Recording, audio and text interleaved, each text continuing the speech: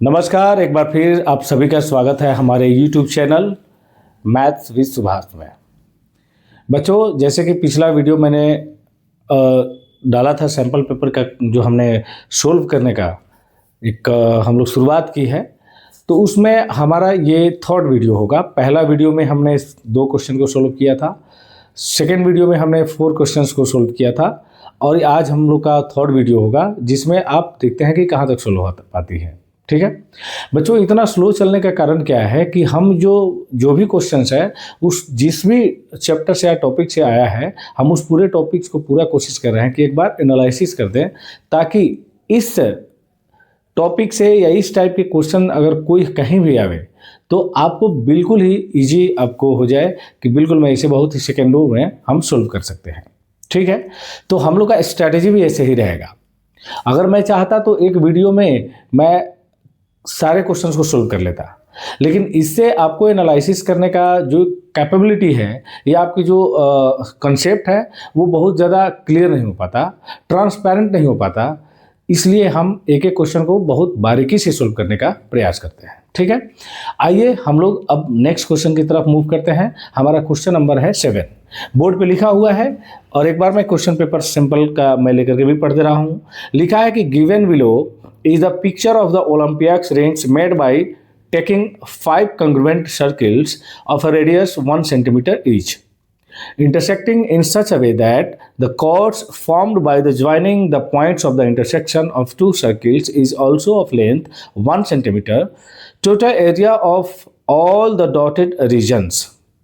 ध्यान से समझेंगे।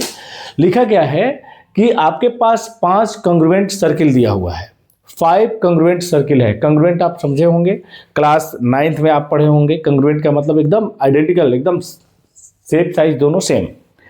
तो 5 कॉन्ग्रुएंट यहाँ पे सर्किल्स है, इन सभी का रेडियस, सभी का सर्कमफ्रेंस, सभी का एरिया, एवरीथिंग इक्वल होगा जब ये कॉन्ग्रुएंट है। ठीक है, आप कह रहा है कि इसे इस टाइप से इसे सजाया गया है, और इस टाइप से मतलब कि 3 रिंग्स जो है आपका सर्किल है ऐसे दिया गया है, और 2 सर्किल से इसको ऐसे कट किया गया है, ऐसा इंटरसेक्ट किया गया है कि ये वाला जो एरिया है, ये एरिया इस एरिया के बराबर है, और इस एरिया के भी बराबर है, इस एरिया के भी बराबर है। ठीक है, अब आपसे पूछा क्या है कि आपको बताना क्या है, एरिया ऑफ सेगमेंट। क्या बताना है? एरिया ऑफ सेगमेंट, यानी ये जो एरिया है ना, ये वाला, ये टोटल एरिया, ये एरिया, ये एरिया, ये एरिया, सारे एरिया को अगर जोड़ दी जाए तो क्या होंगे। मतलब अगर ये एरिया 1 है तो एरिया 2 होगा, ये 3 होगा, 4 होगा। इन सभी का एरिया आपको निकालना है। ठीक है बच्चों, पहले हम कंसेप्ट पे ध्यान देते हैं, आराम से समझेंगे एक एक चीज को पूरी एनालिसिस करके। कंसेप्ट क्या है कि जब हम एक सर्किल ड्रॉ करते हैं, ठीक है, तो इस सर्किल में यहाँ पे आपका सेंटर हो गया, और यहाँ से मैंने जब 2 रेडियस यहाँ पे मिलाया, मैंने यहाँ पे सेंटर O हो गया, यहाँ पे मैंने रेडियस A और OA और OB हमने नेम रखा।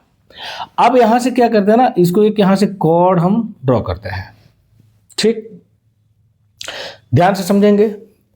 यहां से मैंने क्या किया कि सेंटर O है, सेंटर से हमने 2 रेडियस यहां ड्रॉ किया, और इस दोनों को हमने मिलाया, तो ये वाला जो है ना, ये आपका कहलाता है कॉर्ड।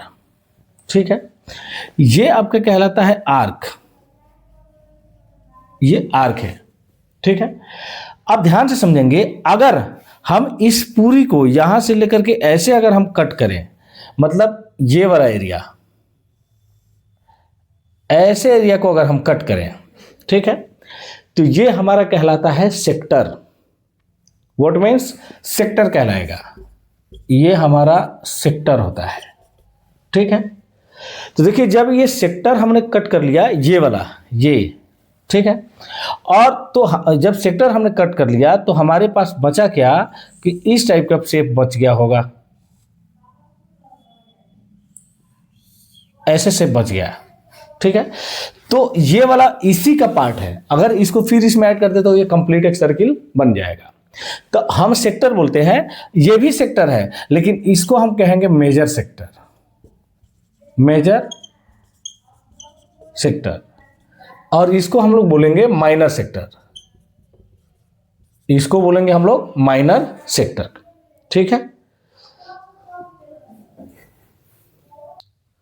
ठीक है। तो हम लोग इसको बोलते हैं माइनर सेक्टर और इसको बोलते हैं हम लोग मेजर सेक्टर। ठीक है।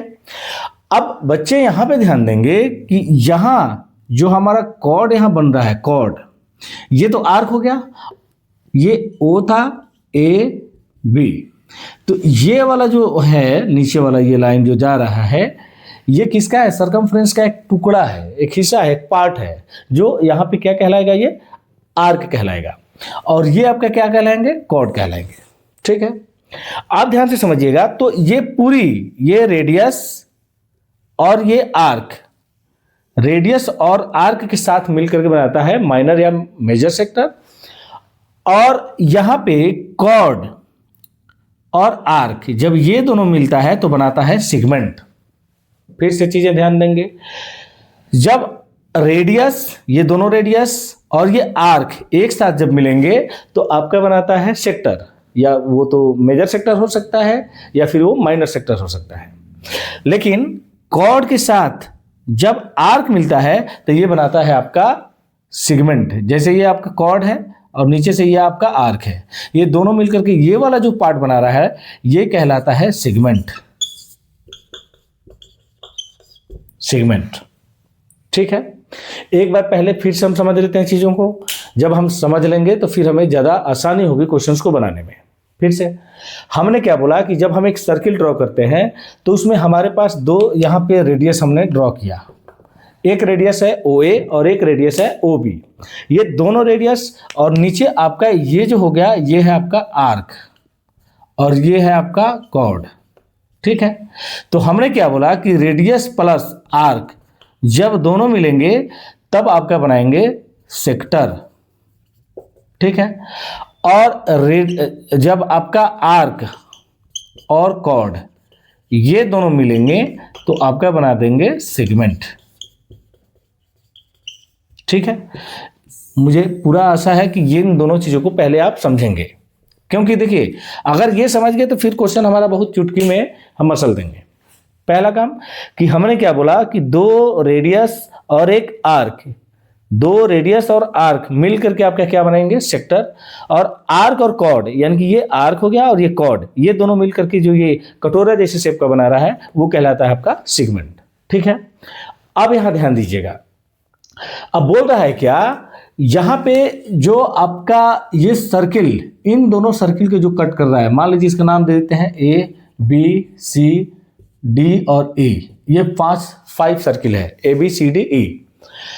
डी सर्किल A और B को इस तरह से ये इंटरसेक्ट करता है कि ये वाला एरिया, ये जो अंदर वाला एरिया है ये एरिया, और ये वाला एरिया, फिर ये जैसे ये 1 2 3 और 4, ये 4 एरिया का नाम हमने रखा। ये चारों एरिया इक्वल है, क्योंकि जब इंटरसेक्ट कर रहा है ना तो ये चारों एरिया आपका कैसा आ रहा है? इक्वल आ रहा है। तो ये एरिया टोटल है क्या? चारों एरिया को अगर जोड़ दिया जाए तो क्या होगा? ठीक है, तो हम क्या करते हैं ना कि किसी एक एरिया को लेकर के हम बना लेते हैं, क्योंकि जानते हैं कि अगर एक एरिया टोटली हमारा निकल गया तो बाकी चारों एरिया सेम टाइप का होगा और उसे हम ऐड कर देंगे, हमारा आंसर आ जाएगा। ठीक है, अगर हम ये एरिया निकालना चाहें तो ध्यान से हम समझेंगे इसको हम बनाएंगे कैसे। जैसे मान लीजिए एक यहां पे हम ले लेते हैं सर्किल, इसको इन्होंने कट किया, तो अब क्या करना है, यहां सेंटर से इसको पहले हम मैच करा देते हैं, मिला देते हैं। ठीक है, अब हम जब मिलाए, इसका नाम हमने AB रखा, और यहां से सेंटर से ये जो रेडियस हम मिला रहे हैं ये भी R है, ये भी R है। ठीक है, अब ध्यान से समझेंगे क्वेश्चन क्या कह रहा है कि जो कट कर रहा है, जैसे यहां पे सेंटर है, यहां से आप इसको ऐसे मिला सकते हो, यहां पे ऐसे ले जाइए, यहां पे ऐसे ले जाइए, ये O है। ठीक है, अब दिया क्या है कि ये 1 सेंटीमीटर का है, ये भी 1 सेंटीमीटर का है। ठीक है, और इसका आर्क भी 1 सेंटीमीटर का है। ठीक है, मतलब इसका रेडियस तो 1 सेंटीमीटर का है ही, इसका आर्क भी कितने हैं? 1 सेंटीमीटर का है। तो अब पता ये चलता है कि यहां पे ये वाला जो ट्रायंगल बन रहा है, ये वाला जो ट्रेंगल बन रहा है, ये ट्रेंगल हमारा कैसा होगा? इक्विलेटरल ट्रेंगल होगा। कैसा होगा? Equilateral triangle. इक्विलेटरल ट्रेंगल मतलब जिसका तीनों साइड इक्वल हो, और है भी। जब दोनों रेडियस, यहाँ पे रेडियस जब 1 सेंटीमीटर का है, और ये जो आपका कॉर्ड है, कॉर्ड आर्क नहीं, ये जो कॉर्ड है, ये कॉर्ड भी आपका कितना है? 1 सेंटीमीटर का है। तो इन तीनों अगर 1 सेंटीमीटर का हो गया तो आपके पास ये कैसा शेप आ गया? एक इक्विलेटरल ट्रेंगल आ गया। ठीक है, जिसको समबाहु त्रिभुज हम लोग बोलते हैं। अब ये जो इक्विलेटरल ट्रेंगल है, तो आपसे पूछा क्या है, जरा सोचिएगा। चूंकि यहां से जब हमने ये कॉर्ड ड्रॉ किया है, तो इस वाले एरिया को ना 2 इक्वल पार्ट में डिवाइड कर रहा है। कितने? 2 इक्वल पार्ट में डिवाइड कर रहा है। इसका मतलब है कि अगर ये टोटल एरिया अगर 10 सेंटीमीटर स्क्वायर का होगा, तो ये 5 होगा, ये 5 होगा। ठीक है, ये माना गया है। होगा क्या, वो भी हम आप लोग को दिखाते हैं। तो अब एक काम करते हैं कि यहां पे इसको, अगर ये एरिया केवल हमको मिल जाए, कौन सा एरिया?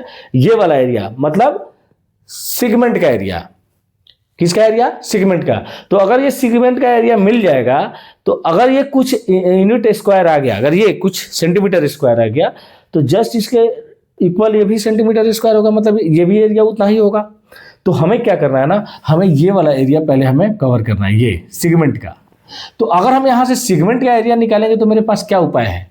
तो उपाय यही है कि पहले टोटल हम यहां से माइनर सेक्टर, ये जो है इस सेक्टर का हम एरिया निकाल लेते हैं, और उसमें से हम इक्विलेटरल ट्रेंगल का एरिया को हम घटा लेते हैं।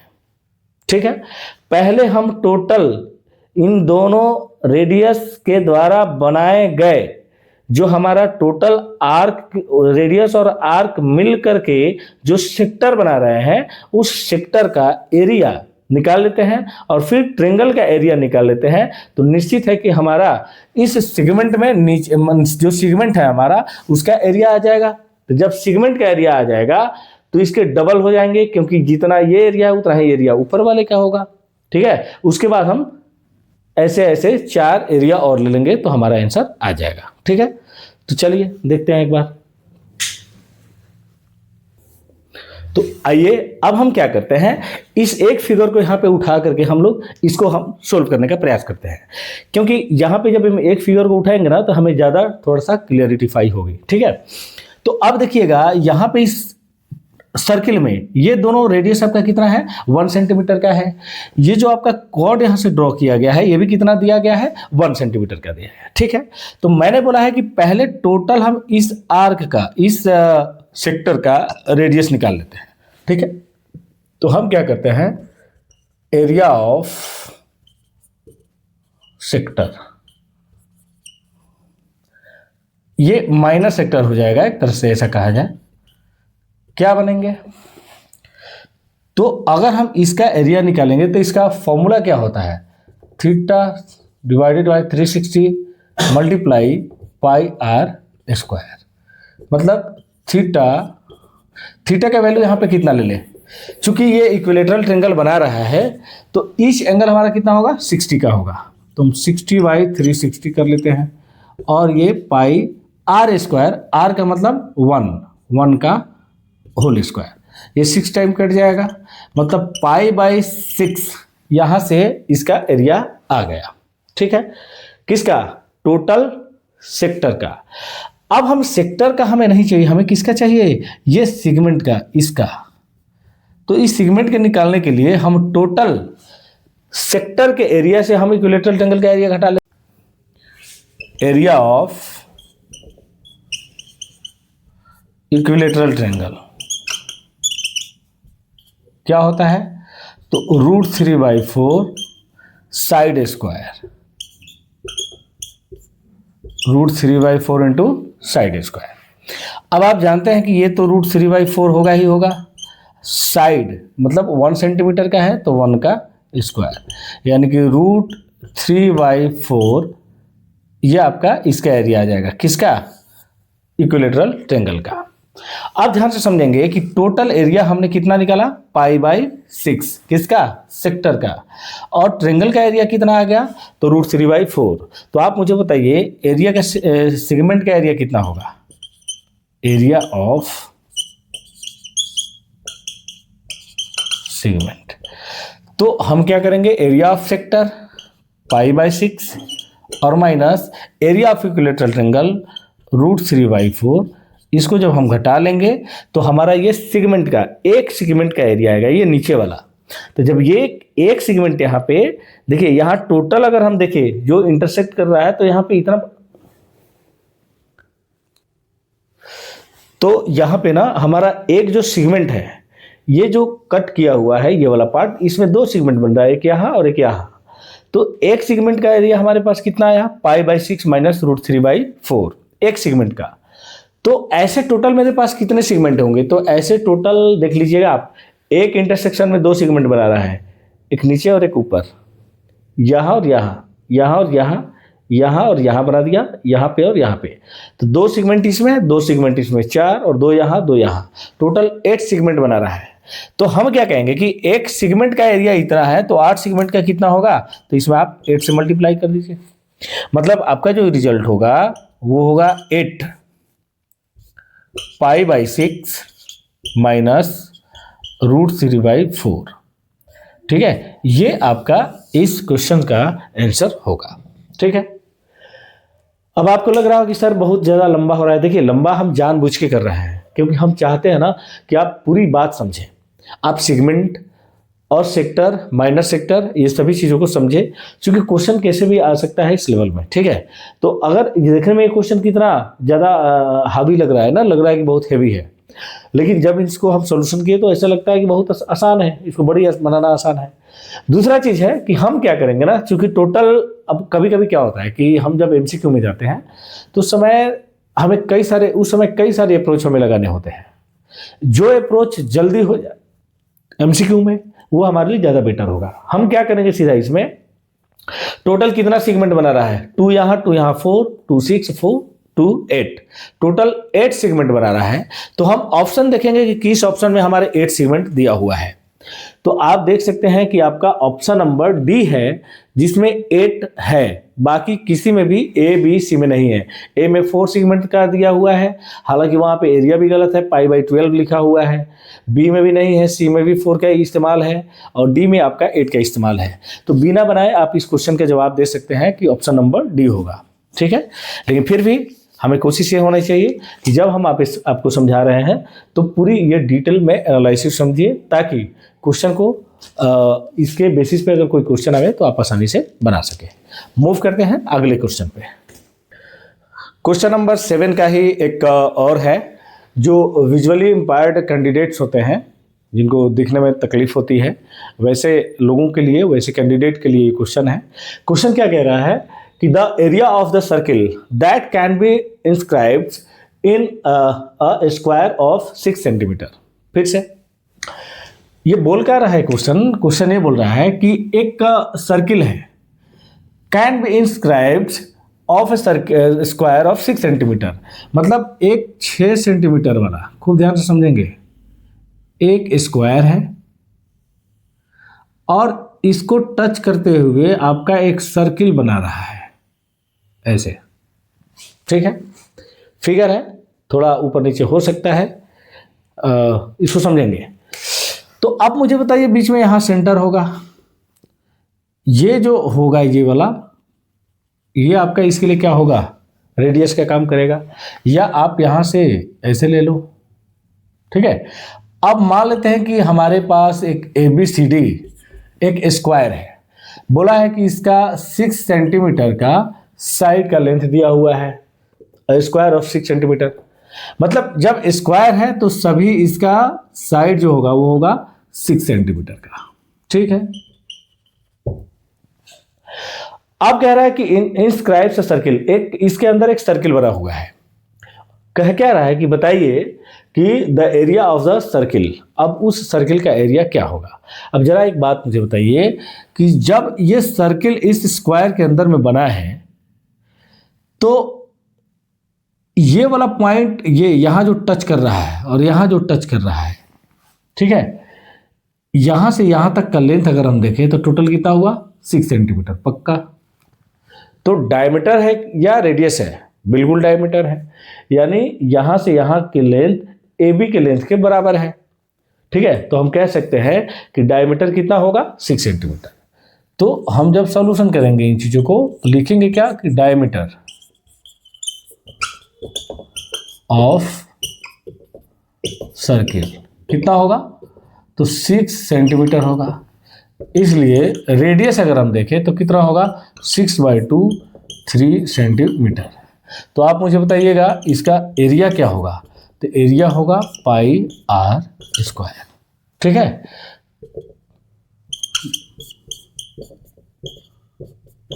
ठीक है। अब ये 9 पाई कह लीजिए आप, या आप सभी को मल्टीप्लाई करके लिख लीजिए। तो आप ऑप्शन में देखेंगे कैसे किस फॉर्म में आंसर है आपका।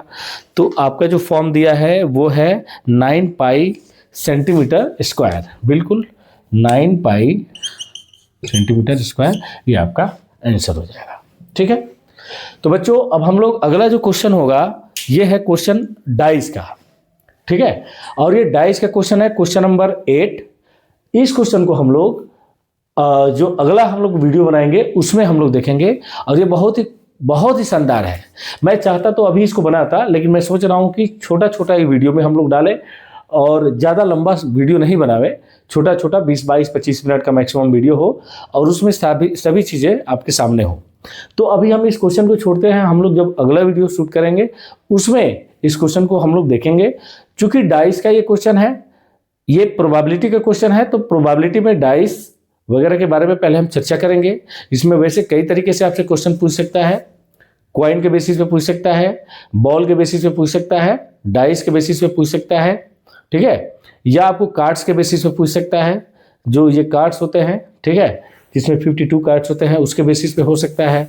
कई सारे ये परमुटेशन कम्बिनेशन से भी होता है, कुछ कंडीशनल क्वेश्चन भी होता है। तो टाइप्स तो बहुत सारे होते हैं, लेकिन आपको सिर्फ यहाँ पे इन चारों से ही पूछा जाएगा। ठीक है, तो हम लोग अगला वीडियो प्रोबेबिलिटी का कंसेप्ट सीखेंगे, फिर उसके बाद इस क्वेश्चन को हम लोग सॉल्व करेंगे। तब तक के लिए हम लोग अलविदा चाहते हैं। और दूसरी सबसे इम्पोर्टेंट जो बात है वो आप लोग से मेरा ये रिक्वेस्ट होगा कि हमारे चैनल पे जाइए, सब्सक्राइब कीजिए और शेयर कीजिए, अपने दोस्तों के बीच में इसे आगे फॉरवर्ड कीजिए, लाइक कीजिए, कमेंट्स कीजिए, जिससे कि हमें अप्रिसिएशन मिले और हम आपके लिए बेहतर से बेहतर ज़्यादा से ज़्यादा वीडियो बना के लाएँ। ठीक है, चलते हैं, मिलते हैं नेक्स्ट वीडियो में।